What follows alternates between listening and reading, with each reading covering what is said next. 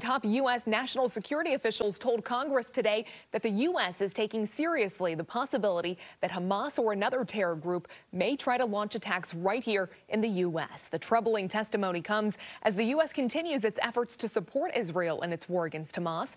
Fox 5's Tom Fitzgerald live on the Hill. Fitz, tell us more about what's being done here.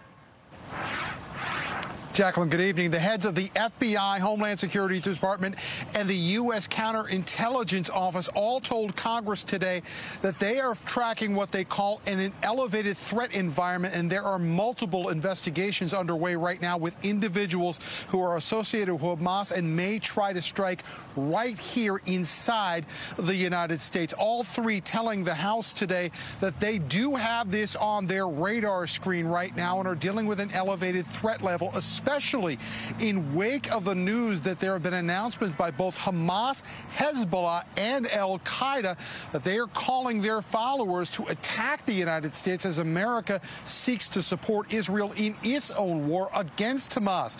Officials also told Congress today that there is a deep concern about so-called lone wolf attacks. These are individuals not associated with but inspired by Hamas.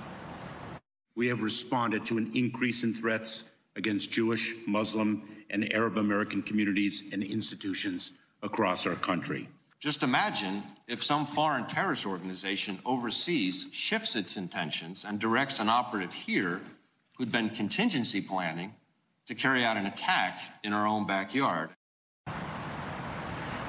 It is a big concern, but House Republicans also raised a red flag today about what they say is lax security at the southern U.S. border, which they say virtually could open a door to terrorists entering the United States. Kenneth Gray, who was a former FBI special agent, now professor at New Haven University, tells Fox 5 tonight, look, a lot has changed since 9/11.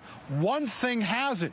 Washington, D.C., the nation's capital, remains the top terror target. It really doesn't matter. Any type of attack here in the United States is going to be disruption of our way of life here.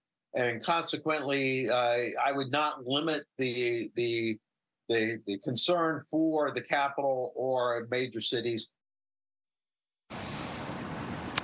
The FBI director told Congress today that while they have no specific credible threat, they are asking the public to stay vigilant and say something if they see something. We are live on the Hill tonight. Send it back into you.